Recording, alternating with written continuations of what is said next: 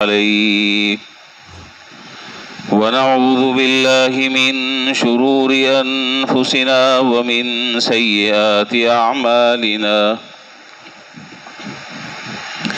من يهده الله فلا مضل له ومن يضلله فلا هادي له وأشهد أن لا إله إلا الله وحده لا شريك له وأشهد أن سيدنا ومولانا محمدا عبده ورسوله صلى الله تعالى عليه وعلى آله وأصحابه وبارك وسلم تسليما كثيرا كثيرا. أما بعد فأعوذ بالله من الشيطان الرجيم. بسم الله الرحمن الرحيم. ولكل أمة جعلنا منسكا ليذكروا اسم الله على ما رزقهم من بهيمة الأنعام. آمنت بالله صدق الله مولانا العظيم وصدق رسوله النبي الكريم ونحن على ذلك لمن الشاهدين والشاكرين والحمد لله رب العالمين.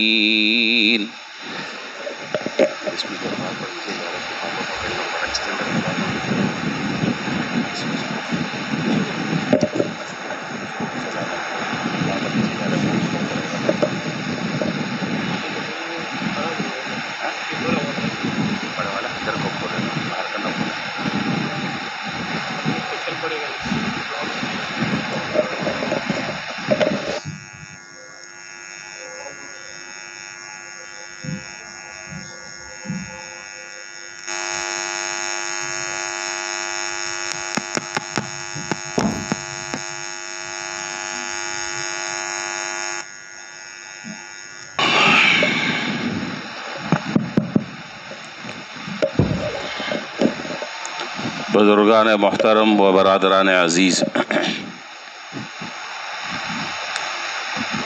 اللہ رب العالمین نے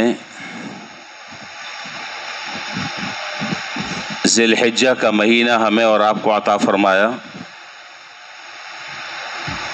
اور اس ذی الحجہ کی دو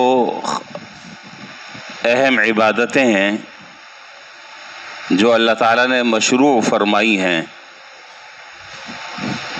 ایک عبادت ذی الحجہ کی حج ہے اور دوسری عبادت قربانی ہے. حج تو وہ لوگ ادا کر رہے ہیں جن کو اللہ تعالیٰ نے توفیق عطا فرمائی اور جن کی حاضری اللہ تعالیٰ نے اپنے ہاں لکھی ہے اور وہ وہاں پہنچ چکے ہیں اور کچھ پہنچنے والے ہیں. اللہ تعالیٰ سب کی عبادتوں کو قبول فرمائے اور ان کی دعاؤں میں اللہ تعالیٰ پوری امت مسلمہ کو شامل فرمائے اور ان کی دعاؤں کی برکت سے اللہ تعالیٰ اس امت مسلمہ پر رحم فرمائے.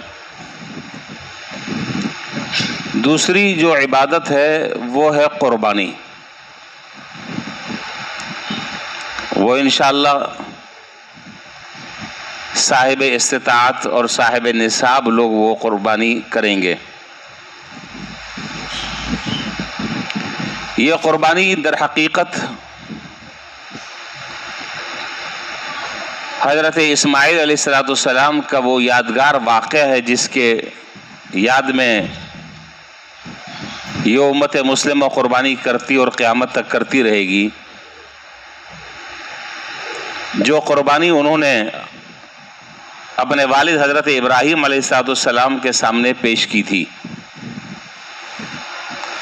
اور ایسی عظیم قربانی دی ہے صرف حضرت اسماعیل علیہ السلام نے نہیں بلکہ باپ اور بیٹے دونوں نے، حضرت ابراہیم علیہ السلام نے بھی اور حضرت اسماعیل علیہ السلام نے بھی وہ قربانی اللہ تعالیٰ کے حضور پیش کی ہے کہ جس کا تصور اس کائنات میں اور اس دنیا میں کوئی آدمی نہیں کر سکتا.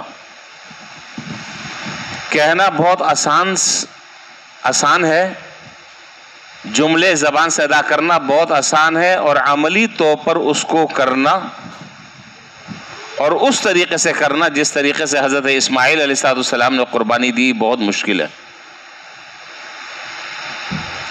قرآن کریم نے وہ واقعہ تفصیل سے ذکر کیا ہے،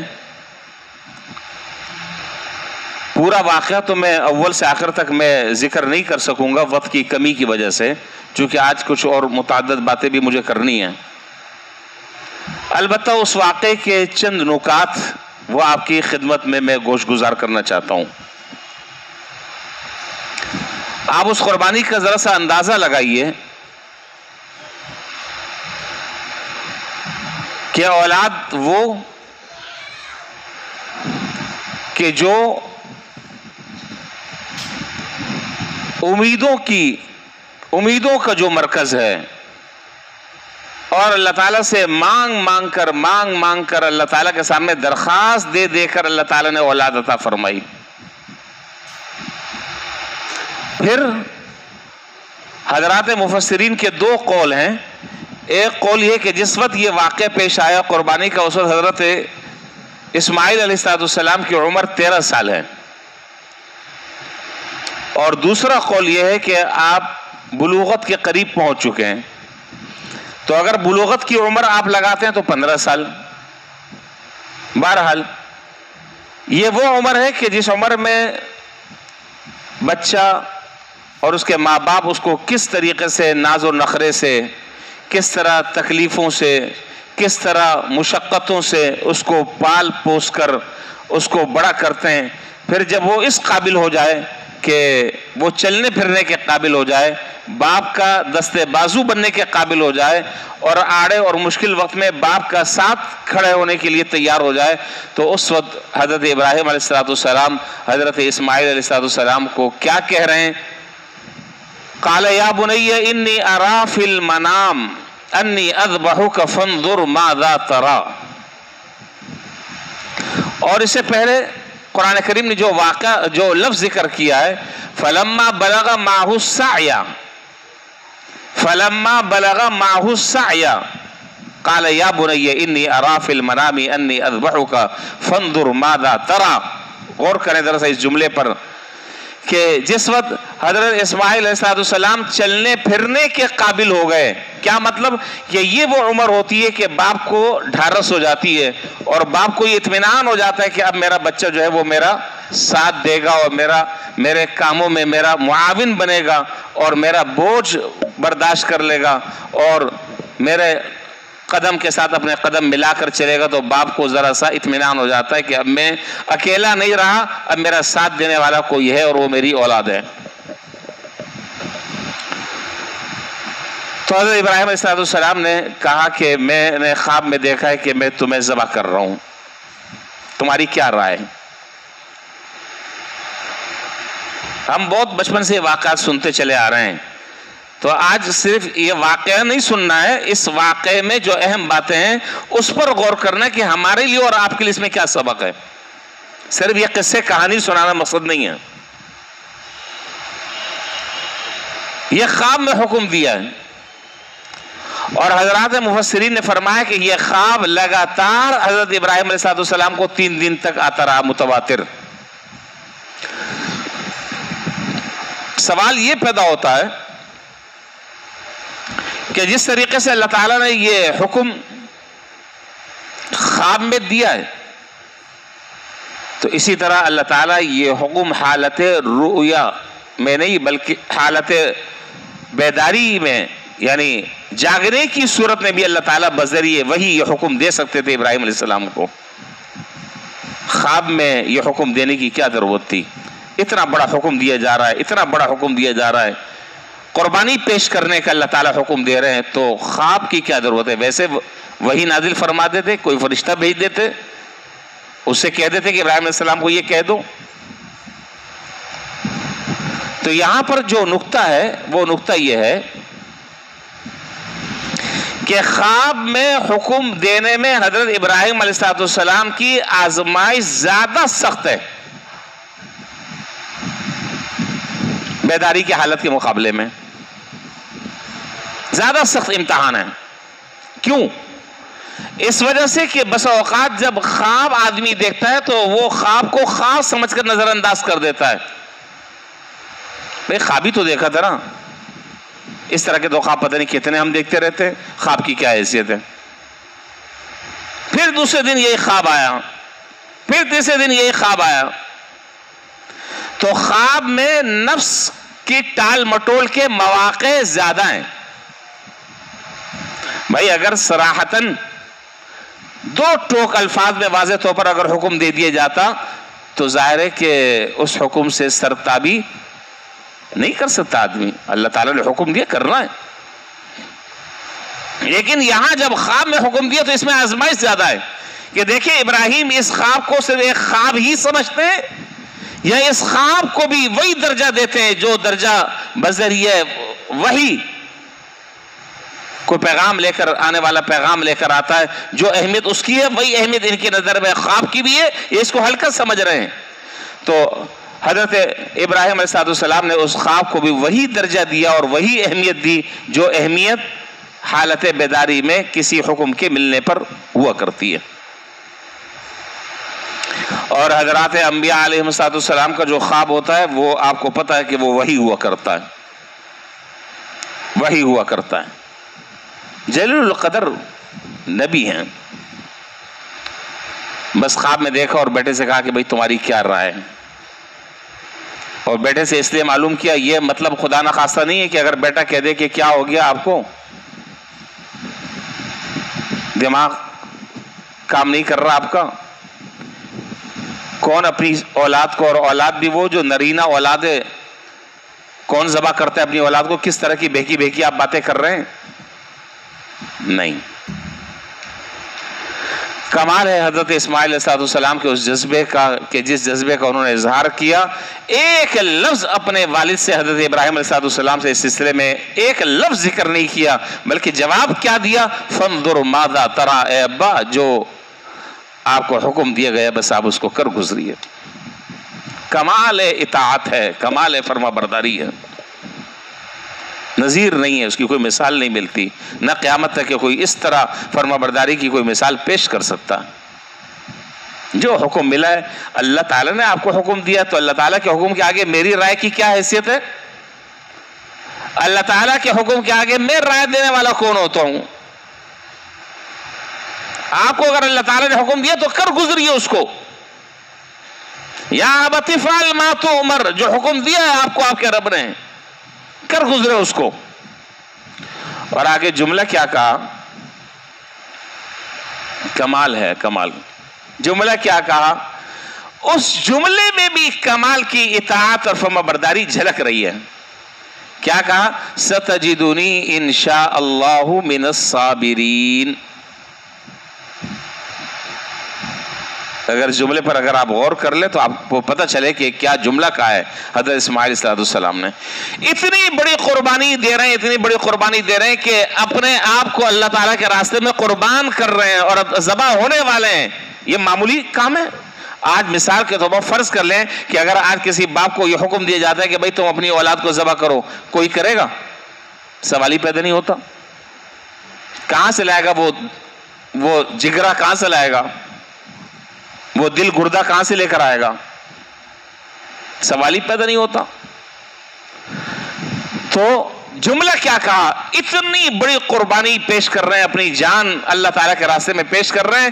ہونا تو یہ چاہیے تھا کہ بہت بڑے الفاظ میں اس کو ہائی لائٹ کرتے اور بہت بڑے الفاظوں میں یہ نہیں. جملہ کیا کہا؟ ایسا جملہ کہ جس کے ہر لفظ سے عاجزی, انکساری, تواضع, فنائیت ٹپک رہی ہے. کیا کہا؟ کہ آپ مجھے انشاءاللہ صبر کرنے والوں میں سے پائیں گے, صبر کرنے والوں میں سے پائیں گے. یہ نہیں کہا کہ آپ مجھے دیکھیں گے میں صبر کرنے والا ہوں گا. اس میں ایک بہادری کا عنصر نکلتا ہے. کیا مطلب؟ کہ آپ مجھے صبر کرنے والوں میں سے پائیں گے, یعنی دنیا میں بے شمار صبر کرنے والے ہیں, ان میں ایک اسماعیل کو بھی آپ پائیں گے. پتہ نہیں اس فرق کو آپ سمجھ رہے ہیں کہ نہیں سمجھ رہے ہیں؟ ایک تو یہ کہ آدمی دعوے کے طور پر یہ بات کہہ دے کہ جی میں صبر کرنے والا ہوں گا, آپ دیکھ لیے گا, اس میں ایک دعوے کا اظہار ہے. اور ایک جملہ یہ کہ دنیا میں بہت سارے صبر کرنے والے ہیں، اسماعیل کیا ہے؟ بہت سارے صبر کرنے والے ہیں، ان صبر کرنے والوں میں سے ایک اسماعیل کو بھی آپ صبر کرنے والا پائیں گے۔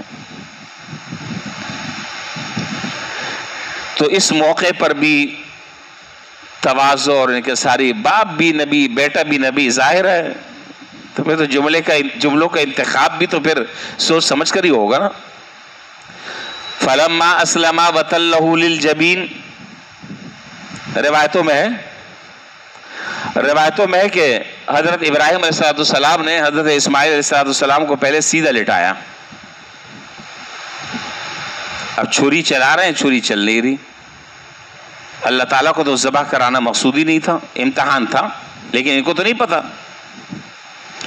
تو حضرت اسماعیل علیہ السلام نے اپنے والد گرامی کو خود مشورہ دیا کہ آپ مجھے منہ کے بل کروٹ پر لٹا دیں، اس لیے کہ ظاہر ہے کہ جب میرا سیدھا جب لٹائیں گے اور میرا چہرہ جب آپ کے سامنے ہوگا تو بیٹے کی جو شفقت ہے وہ جوش مارے گی آپ میں، اور ہو سکتا ہے کہ اللہ تعالیٰ کے اس حکم کی تعمیل میں کوئی کسر رہ جائے۔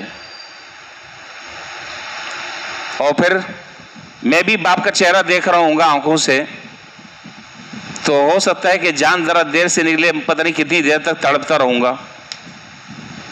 یہ جملے میں بہت آسانی سے ادا کر رہا ہوں، لیکن اگر اس کی گہرائی میں اگر آپ جائیں اور سوچیں اگر یہ کسی اور کے ساتھ اس طرح کا واقعہ پیش آئے تو کیا گزرے گی۔ اللہ اکبر۔ تو کیا کہا کہ آپ مجھے جو ہے وہ اوندھے منہ لٹا دیں تاکہ میرا چہرہ آپ کے سامنے نہ آئے، اور اللہ تعالیٰ کے حکم کی جس تعمیل میں آپ چھری پھیر رہے ہیں آپ کا دل جو ہے وہ مجھے دیکھ کر افسردہ نہ ہو، پریشان نہ ہو۔ لٹا دیا۔ اور دوسری بات یہاں پر یہ ذکر کی، مفسرین نے لکھا، دوسری بات یہاں پر یہ ذکر کی کہ آپ ایسا کریے کہ اپنے کپڑوں کو بھی سمیٹ لیجئے گا، اپنے کپڑوں کو بھی سمیٹ لیجئے گا، کہیں ایسا نہ ہو کہ وہ جو خون کے فوارے جب نکلیں تو اس سے آپ کے کپڑے بھی خون آلود ہو جائے، اور جب آپ والدہ کے پاس جائیں تو پھر وہ اس غم کو برداشت نہ کر پائیں، اس صدمے کو وہ برداشت نہ کر پائیں، کپڑے بھی اپنے سمیٹ لیں تاکہ خون کم سے کم لگے۔ اور بعض روایتوں میں ہے کہ یہ بھی کہا کہ میرا کرتا اتار دے، اس لیے کہ پھر کفن دینے کے لیے کوئی اور چیز نہیں ہے، یہی کرتا ہے، یہی کرتا ہے جو کفن کے بھی کام آئے گا، اور کوئی کپڑا بھی نہیں ہے۔ اللہ اکبر۔ وَنَادَيْنَاهُ أَن يَا إِبْرَاهِيمُ قَدْ صَدَّقْتَ الرُّؤْيَا، جب یہ عجیب منظر آسمان اور زمین نے دیکھا ہے، فرشتوں نے دیکھا، سب کانپ اٹھے کہ یہ کیا ہو رہا ہے۔ اللہ تعالیٰ کی حکمتوں کو اور اللہ تعالیٰ کی مصلحتوں کو تو کوئی آدمی نہیں سمجھ سکتا، کوئی آدمی نہیں جان سکتا کہ اس میں کیا راز ہے۔ وَنَادَيْنَاهُ أَن يَا إِبْرَاهِيمُ، ہم نے آواز دی کہ ابراہیم قد صدقت الرؤیا، آپ نے اپنا خواب سچا کر دکھایا۔ نہ آپ سے ذبح کروانا مقصود تھا اور نہ حضرت اسماعیل علیہ السلام کی قربانی مقصود تھی، مقصد تو ہم یہ دیکھنا چاہتے تھے، مقصد تو یہ تھا امتحان کا کہ ہمارے حکم کی اطاعت اور فرمانبرداری اور ہمارے حکم کی تعمیل میں کتنا جذبہ ہے آپ کے اندر۔ آپ 100% اس کے اندر کامیاب ہو گئے، مینڈا اتار دیا، اور کیا کہا؟ وَفَدَيْنَاهُ بِذِبْحٍ عَظِيمٍ وَتَرَكْنَا عَلَيْهِ فِي الْآخِرِينَ، قیامت تک کہ اب ہم نے اس سنت کو جاری کر دیا ہے، قیامت تک یہ قربانی تو دی ابراہیم علیہ السلام نے، قربانی تو دی اسماعیل علیہ السلام نے، اللہ تعالیٰ نے اس امت پر وہ احسان فرمایا کہ تم اگر صحیح جذبے سے ایک جانور کی قربانی ہمارے نام پر پیش کرو گے تو ہم یہی سمجھیں گے کہ تم نے واقعتاً اپنی اولاد کی قربانی ہمارے سامنے پیش کر دی، تم جانور کی قربانی پیش کرو گے، اور ہم یہ سمجھیں گے کہ تم نے اولاد کی قربانی پیش کر دی، جو اجر اس پر ہمیں دینا ہے وہ اجر ہم اس پر بھی تمہیں عطا فرمائیں گے۔ بس شرط یہ ہے کہ جب ہمارا حکم آ جائے تو ہمارے حکم کے آگے سر تسلیم خم کر دو۔ قیامت تک کے لیے اللہ تعالیٰ نے اس عمل کو جاری فرما دیا۔ اور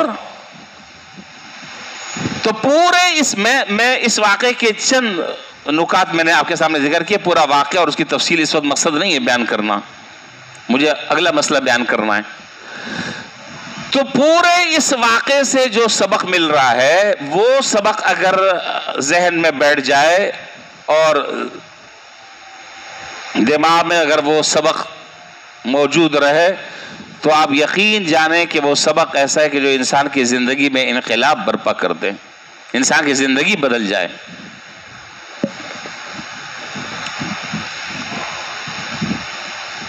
سبق کیا ہے؟ سبق یہ ہے کہ تمہارے اندر یہ جذبہ پیدا ہونا چاہیے اور تمہارا یہ مزاج بننا چاہیے کہ جس وقت ہم جو حکم تمہیں دیں آنکھ بند کر کر اس حکم کی تم تعمیل کر لو، اس میں سوال جواب نہ ہو، اس میں قیل اور قال نہ ہو، اس میں چوں اور چرا نہ ہو، اس میں کیوں اور کیا نہ ہو. جو حکم ہم دے دیں اور تمہیں پتہ چلے کہ یہ حکم جو ہے میرے اللہ اور میرے رب کی طرف سے ہے، بس آنکھ بند کر کر تم اس پر عمل کر لو. یہ سوالات کرنا، یہ اعتراضات کرنا، یہ قیل و قال کرنا، یہ سوال اور جواب کرنا، یہ اللہ تعالیٰ کی عظمت اور اللہ تعالیٰ کی محبت میں کمی کی دلیل ہے. جس انسان کے دل میں اللہ کی عظمت ہوگی اس کے ذہن میں کبھی سوال پیدا نہیں ہوتا. یاد رکھیں، سوال وہی پیدا ہوتا ہے کہ جہاں سامنے والے کی عظمت نہ ہو، دل میں اس کی محبت دل میں نہ ہو. میرا رب مجھے حکم دے رہا ہے یہ کام کرنا ہے، خلاص ختم کرنا ہے. خاندان ناراض ہوتا ہے، بیوی ناراض ہوتی ہے، بچے ناراض ہوتے ہیں، معاشرہ ناراض ہوتا ہے، بوس ناراض ہوتا ہے، بھاڑ میں جائیں سارے، مجھے اللہ کو راضی کرنا ہے، مخلوق کو راضی نہیں کرنا ہے. بس جو آدمی یہ ٹھان لے زندگی میں تو سمجھ لیں کہ وہ ہر موڑ پر زندگی کے انشاءاللہ اللہ نے چاہا کامیاب ہو جائے گا. جس نے اللہ تعالیٰ کے ہر حکم کو ترجیح دی اور فوقیت دی، تمام احکام پر اللہ تعالیٰ کے حکم کو مقدم رکھا، وہ انشاءاللہ کامیاب ہے. اللہ نے چاہا وہ انشاءاللہ کامیاب ہو جائے گا. اب یہاں پر ایک سوال آپ سے میرا وہ یہ ہے کہ ہم دراصل غور کریں. قربانی تو کرنے والے قربانی کر رہے ہیں، کریں گے انشاءاللہ. بس ایک سوال میں آپ کو دیتا ہوا جا رہا ہوں، اس پر غور کر لیجئے گا بہت سنجیدگی سے، اور اپنے آپ سے ہی اس کا جواب بھی پوچھ لیجئے گا. اللہ تعالیٰ نے جن کاموں سے ہمیں منع کیا کرنے کا، قربانی تو میں کر رہا ہوں بہت شوق سے، لاکھوں روپے کا جانور لے کر آ رہا ہوں، لاکھوں روپے کا، خدمت بھی کر رہا ہوں، اس کو چرا رہا ہوں، پھرا رہا ہوں وغیرہ وغیرہ، اللہ تعالیٰ قبول فرمائے. یہ سارے کام تو میں بہت خوشی سے کر رہا ہوں، لیکن اپنی نفسانی خواہشات پر چھری پھیرنا اور اس موقع پر اللہ تعالیٰ کے حکم کو مقدم رکھنا، یہ مجھے مشکل لگ رہا ہے. قربانی تو میں بہت آسانی سے اور بہت جذبے سے کر رہا ہوں، لیکن اللہ تعالیٰ کی نافرمانی کرنے میں اور اپنے نفس اور اپنے خواہشات کو کچلنے میں جو قربانی دینی ہوتی ہے، اس قربانی کے لیے میں تیار نہیں ہوں. یہ دراصل ایک سوال ہے، اس کا جواب آپ سوچ لیجئے گا. جانور کی قربانی تو بہت شوق سے دے رہا ہوں، لیکن جہاں اپنی خواہشات کو قربان کرنے کا مسئلہ درپیش آ جائے، وہاں میں معاشرے کی طرف نظر دوڑا رہا ہوں، وہاں میں میرے لیے اللہ تعالیٰ کے حکم پر عمل کرنے میں خاندان رکاوٹ بن رہا ہے، دوست احباب رکاوٹ بن رہے ہیں. تو اس کا مطلب یہ ہوا کہ میں نے اس قربانی کے فلسفے کو سمجھا ہی نہیں، اس قربانی کی حکمت اور مصلحت کو میں نے سمجھا ہی نہیں. قربانی کا پورا فلسفہ یہ ہے کہ بھائی جب تم جانور ذبح کر رہے ہو اللہ تعالیٰ کے نام پر، اب تم اپنا ذہن یہ بناؤ اور اپنا تم مزاج یہ بناؤ اور اپنی طبیعت تم یہ بناؤ کہ جب اللہ تعالیٰ کا، اور یہ عہد کرو اللہ تعالیٰ سے کہ اللہ زندگی میں اب جب کبھی آپ کے حکم پر عمل کرنے کا موقع آئے گا تو اس کے خلاف جتنی رکاوٹیں ہوں گی، ہر رکاوٹ کو میں قربان کروں گا، ہر رکاوٹ اور ہر خواہش پر میں چھری پھیروں گا اور آپ کے حکم کو میں مقدم رکھوں گا. اگر یہ جذبہ پیدا ہو گیا تو سبحان اللہ کیا ہی کہنا. اللہ تعالیٰ ہمیں اس کو سمجھنے کی توفیق عطا فرمائے. ایک تو بات یہ عرض کرنی تھی. دوسری بات یہ کہ انشاءاللہ اب قربانی کا وقت قریب آ رہا ہے، اور میں نے کل بتلایا تھا اثر میں کہ قربانی جو ہے وہ کس پر واجب ہے. تفصیل جو ہے وہ کل کے میرے بیان میں موجود ہے. جو حضرات گروپ میں ایڈ ہیں وہ وہاں پر وہ سن سکتے ہیں. خلاصہ اس کا میں ذکر کر دیتا ہوں. کل بہت سارے لوگ نہیں ہوں گے. اب میں یا تو اس کو پکڑ کے رکھوں, اب یہ کام ہے, اس کو پکڑ کے رکھوں. اچھا جی, قربانی جو ہے وہ قربانی کے لیے کچھ شرائط ہیں, اس کا ایک نصاب ہے, اس کو ذرا سا سمجھ لیں. باقی جو جزوی مسائل ہیں اور ذیلی مسائل ہیں وہ اثر میں جیسے بیان ہو رہے ہیں, انشاءاللہ 2-4 دن وہ مسائل بیان ہوتے رہیں گے اور سارے مسائل آ جائیں گے آپ کے سامنے. جو اجمالی طور پر اصولی باتیں ہیں وہ میں آپ کے سامنے ذکر کر دوں. قربانی جو ہے وہ ہر اس شخص پر واجب ہے جو عاقل ہو, بالغ ہو, مسلمان ہو, مقیم ہو. ہر ایک کی قید سے اس کی جو ضد ہے وہ نکل رہی ہے. عاقل ہو, کون نکل گیا؟ جلدی جلدی بول دیں, وقت کم ہے, میرے ساتھ ساتھ بول دیں. عاقل ہو, کون نکل گیا؟ نہیں بولیں گے. عاقل ہو, پاگل نکل گیا, مجنون نکل گیا. مسلمان ہو, کون نکل گیا؟ کافر نکل گیا. بالغ ہو, کون نکل گیا؟ نابالغ نکل گیا. ذہن دوڑائیں, میرے ساتھ ساتھ چلیں. بالغ ہو, بالغ کی قید سے نابالغ نکل گیا. مقیم ہو, کون نکل گیا؟ مسافر نکل گیا. ابھی تو قربانی میں ٹائم ہے, پتہ نہیں آپ ذہن نہیں چل رہا. تو یہ ساری شرائط ہیں. اس طرح کا اگر کوئی شخص ہے, چاہے وہ مرد ہو چاہے وہ عورت ہو, اس کی ملکیت میں 52.5 تولہ چاندی, 52.5 تولہ چاندی یا 52.5 تولہ چاندی کے بقدر نقد رقم یا 52.5 تولہ چاندی کی جو قیمت بنتی ہے اتنی قیمت کا کوئی اس کے پاس سونا ہو, یا 52.5 تولہ چاندی کی جو قیمت ہے اس قیمت کے بقدر اس کے پاس ضرورت سے زائد سامان موجود ہو. اور میں نے کل کا چاندی کا ریٹ آپ کو بتلایا تھا 1,00,000 تقریباً 38,000 روپے. کل کا جو ریٹ تھا وہ میں نے کل آپ کو اثر میں بتایا تھا. 1,38,000 روپے اگر کسی آدمی کے پاس ہیں تو اس کے اوپر قربانی واجب ہے. اس میں جو اپنی حاجت اصلیہ ہے, جو اپنی ضروریات ہیں, ان ضروریات کو نکال کر, مثال کے طور پر ایک آدمی ہے جس کو ابھی تنخواہ ملی ہے اور کوئی اس کی آمدنی نہیں ہے. اب ظاہر ہے کہ تنخواہ ملی ہے تو تنخواہ میں پورا مہینہ خرچ کرے گا, گھر کا خرچہ چلائے گا, راشن ہے, بل ہے, ضروریات وغیرہ وغیرہ. تو یہ ضروریات اصلیہ, ان ضروریات اصلیہ کو نکال کر اب بقیت جو رقم بچتی ہے, اب وہ یہ دیکھے کہ آیا وہ 52.5 تولہ چاندی کی قیمت کے بقدر اس کے پاس وہ مالیت کا سامان یا نقد پیسے یا مال تجارت یا کوئی اور چیز اس کے پاس اگر ہے تو اس کے اوپر شرعاً قربانی کرنا واجب ہے. ایک غلط فہمی یہاں پر یہ ہوتی ہے کہ بعض لوگ یہ سمجھتے ہیں کہ جس آدمی کے اوپر زکوٰۃ تھی اس کے اوپر قربانی ہے, جس کے اوپر زکوٰۃ نہیں ہے اس پر قربانی بھی نہیں ہے. یہ مسئلہ ایسا نہیں ہے, اور کل میں اس کی وضاحت کر چکا ہوں. ہاں, یہ آپ کہہ سکتے ہیں کہ جس آدمی کے اوپر صدقۃ الفطر کی رقم واجب ہے اس کے اوپر قربانی بھی واجب ہے. اس لیے کہ صدقۃ الفطر کا جو نصاب ہے اور قربانی کا جو نصاب ہے وہ نصاب سیم ہے, لیکن زکوٰۃ کا نصاب الگ ہے, قربانی کا نصاب الگ ہے. اس میں ایک شرط ہے, وہ شرط قربانی میں نہیں پائی جا رہی. وہ شرط کیا ہے کہ زکوٰۃ کی جو رقم ہے اس رقم پر پورا اسلامی تاریخ کے اعتبار سے 1 سال گزرنا شرط ہے, جس کو ہمارے ہاں کتابوں میں لکھا ہے حولان حول. حولان حول ہو جائے یعنی 1 سال اس کے اوپر گزر جائے اس مال پر تو اس کے اوپر زکوٰۃ واجب ہے, لیکن قربانی کے لیے یہ شرط نہیں ہے.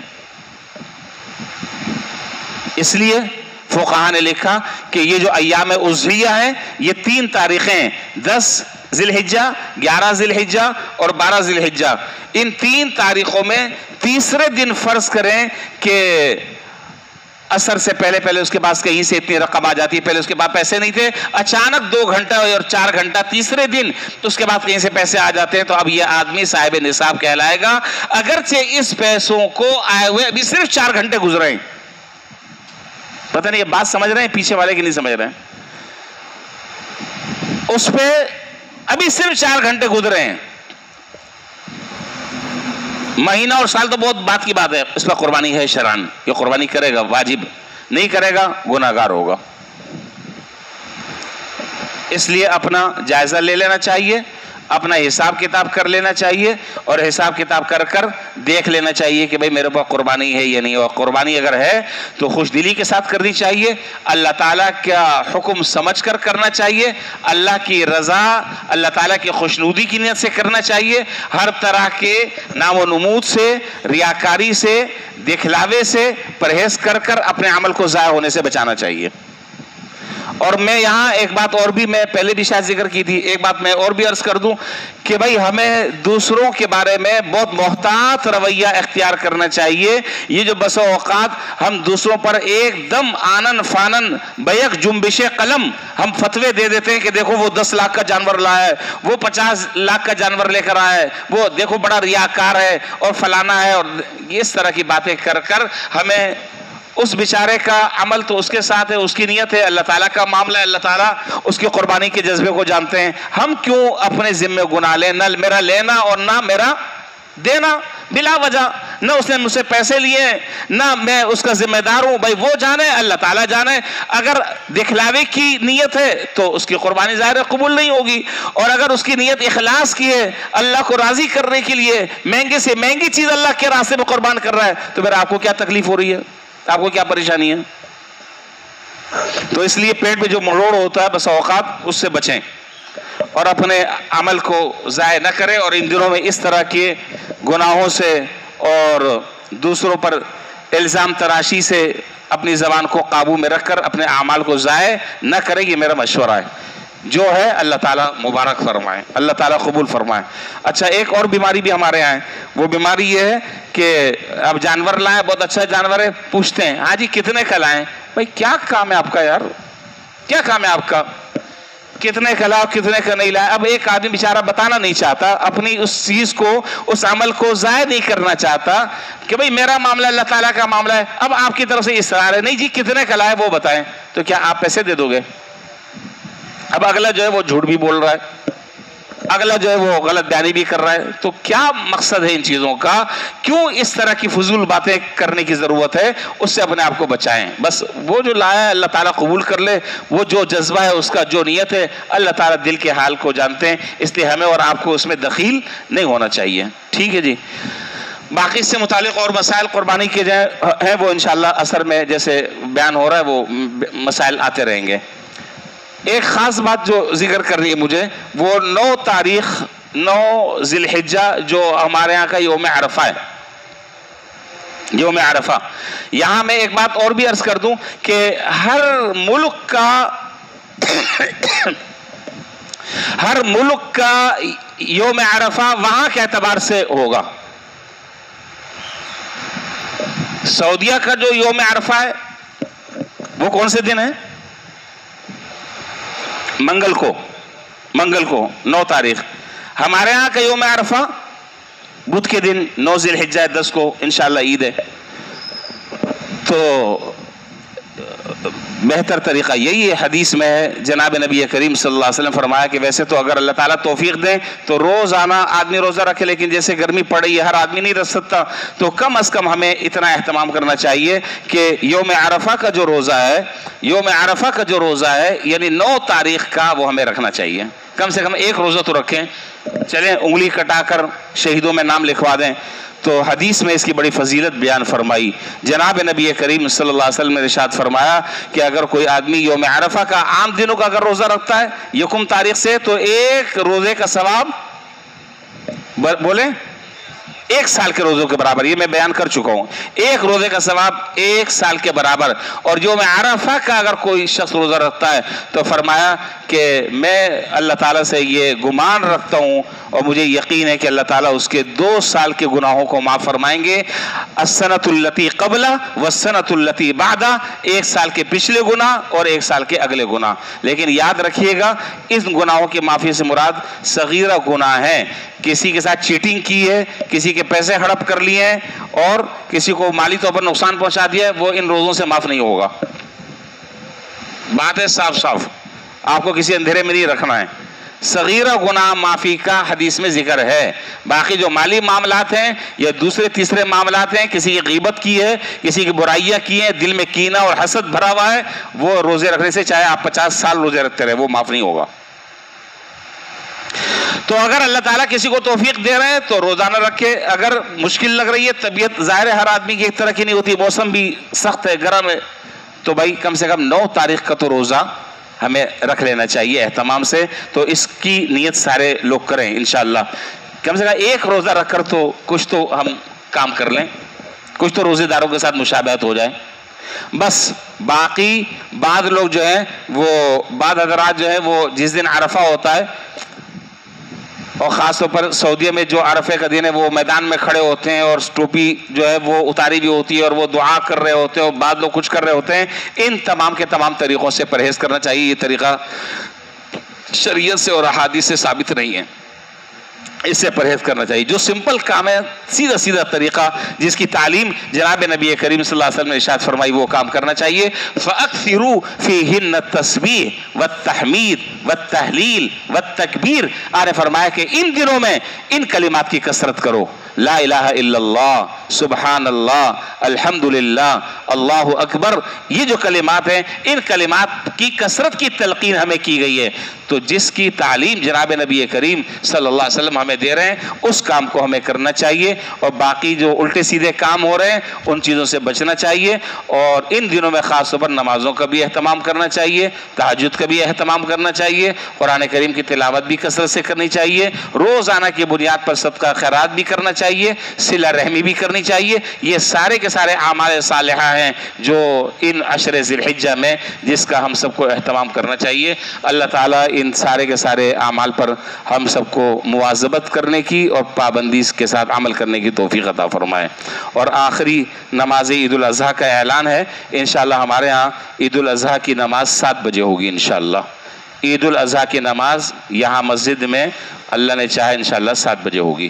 وآخر دعوانا الحمدللہ رب العالمین۔